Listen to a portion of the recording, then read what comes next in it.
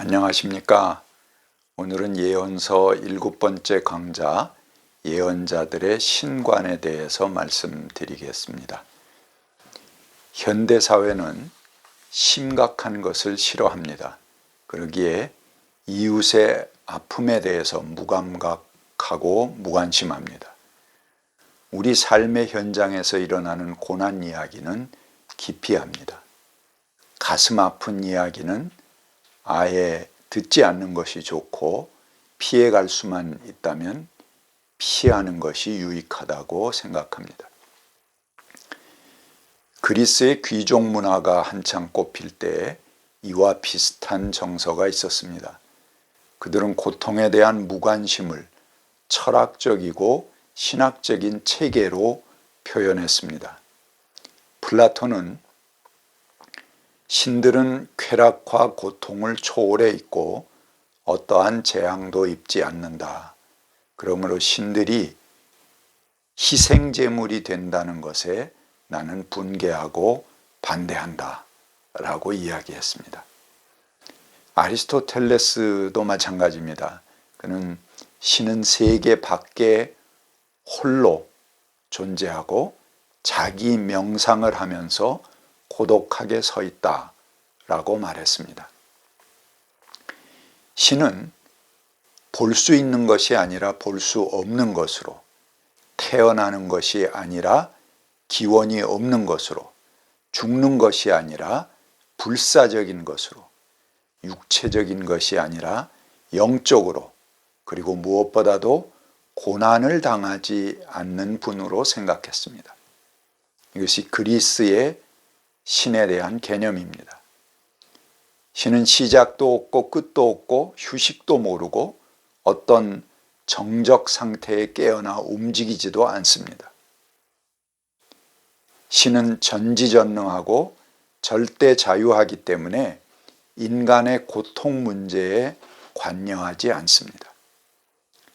인간의 고통에 관여하고 함께 아파하고 때로는 분노하고 질투까지 하는 신, 다시 말하면 성서의 신, 야훼 신 같은 분은 아주 저급한 단계의 신에 불과하다고 생각했습니다. 그래서 후에 이런 그리스 철학의 영향을 받은 영지주의자들은 그리스도의 성육신을 부인했습니다. 그리고 창조주 하나님은 아주 저급한 신이다 이렇게 생각을 했습니다. 어찌 거룩한 존재가 더러운 육신을 입을 수 있겠는가? 이들은 육신을 입은 예수는 단지 신적 존재가 가짜로 나타난 것, 홀로그램이나 어떤 영상이나 이런 것 같이 가짜로 현현된 그런 존재다. 그래서 가현설을 주장했습니다. 또한 그리스 철학에서 철인은 항상 평정 상태를 유지하는 사람이어야 합니다. 그래서 고난 속에서도 마음의 동요가 일어나지 않아야 되고 그들은 이런 무감각, 무격정의 상태에 이르도록 자기 자신들을 수련해 갑니다. 그것이 아주 높은 단계의 상태다 이렇게 생각했습니다. 그래서 동요가 없는 무격정의 상태는 최고 신성에 가까운 이상으로 추앙됐습니다. 결과 어떻게 됩니까? 결국 이웃의 고통에도 무관심한 존재들이 되는 것입니다. 이런 상태는 도와야 할 처지에 있는 사람들은 냉담에 이르게 하고 또 도움을 받아야 할 사람들은 체념에 이르게 만들어 버립니다. 이런 사회에서 가난한 자, 노동자들이 자신의 사회적 고난을 개선하는 것은 오직 개인의 문제일 뿐입니다. 이런 전통은 동시에 모든 사람에게 유익한 변화에 대해서는 관심이 없습니다. 단지 개인적으로 신분 상승하는 것만이 유일한 해결일 뿐입니다. 이들은 집단적이고 사회적인 변화는 아예 꿈꾸지도 못할 불순한 사상으로 여겨버립니다. 이런 무감각, 무관심은 문화적으로 볼 때 상류 계층이 갖는 이상들입니다. 이들의 신은 힘 있는 자를 축복합니다. 그리고 권력을 가진 사람, 그들이 누리는 물질적 풍요, 이런 것들은 축복의 증거로 미화됩니다. 이런 때 신은 억압의 면전에서 체념을 요구하고 현실 질서를 보존하고 현상 유지를 원하는 신이 됩니다. 신은 변화나 개혁에는 무관심하고 또 그것은 불순하다고 생각하게 됩니다. 이런 신이 우리에게 베푸는 것은 오직 내면적이고 타계적인 해방일 뿐입니다. 이런 신은 하늘과 성전에 머물러 있습니다. 그는 더 이상 이 세상 속에는 살지 않는 신입니다. 이것이 그리스의 신에 대한 개념입니다.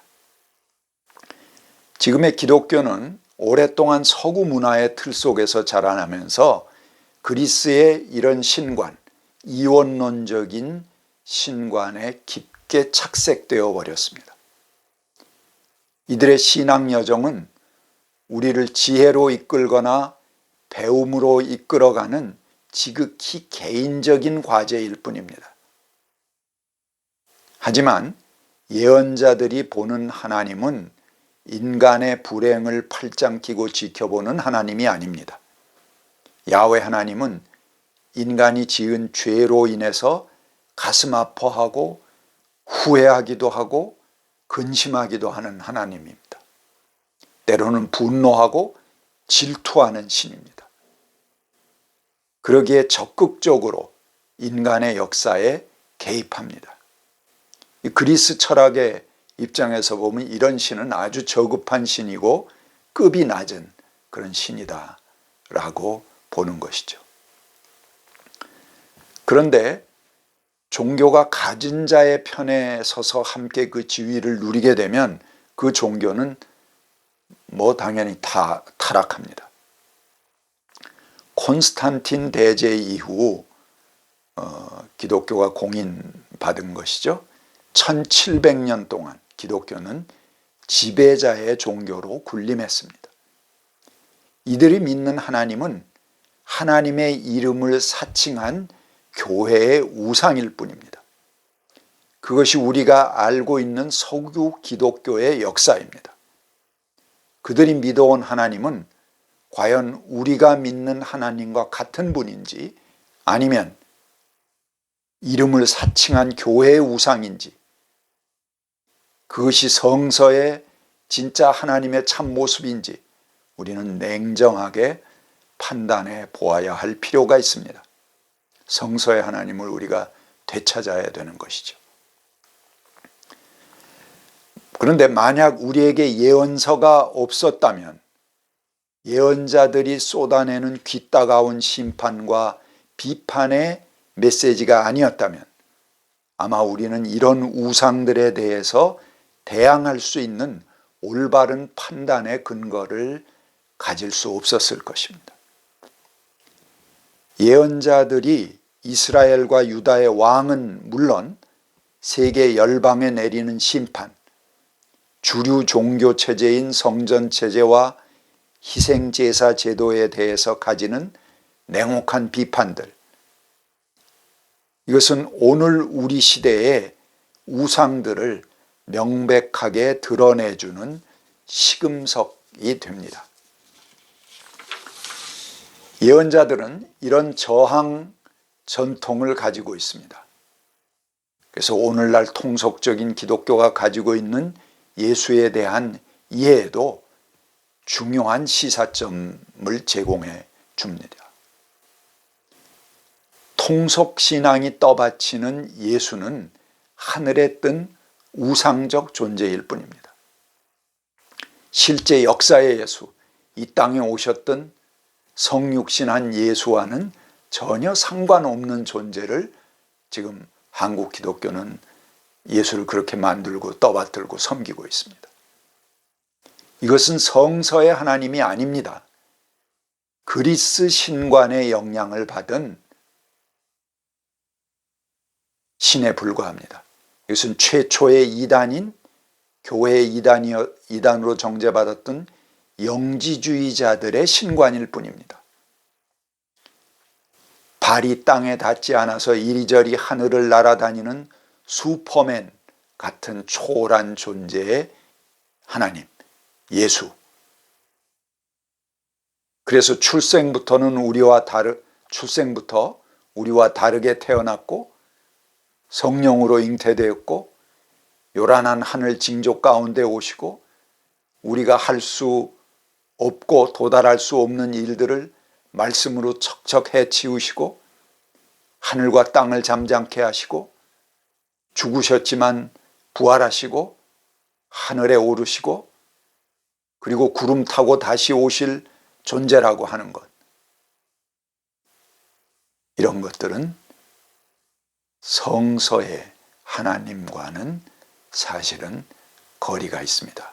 구약의 예언자들이 비판했던 그 하나님하고는 거리가 있는 존재라는 뜻입니다. 반면 예언자들이 가졌던 아픔의 신앙, 그것은 전혀 다른 예수의 모습으로 우리를 인도해 줍니다. 그분은 인간을 위해서 자기 몸을 낮추시고 성육신하셨습니다. 그리고 우리의 삶과 고통과 죽음을 하나님 안에서 경험하셨습니다. 그러나 우리는 예수를 다시 하늘로 올려보냅니다. 그리고 구름 위를 날아다니는 도깨비로 만들어버립니다. 이런 예수를 위해서 우리가 할 수 있는 일은 무엇입니까?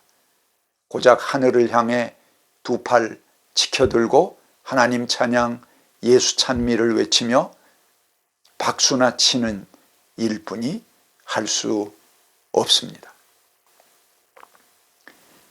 그런데 왜 교회는 이렇게 박제화된 하나님, 초월적인 예수의 모습만을 강조하게 되었을까요?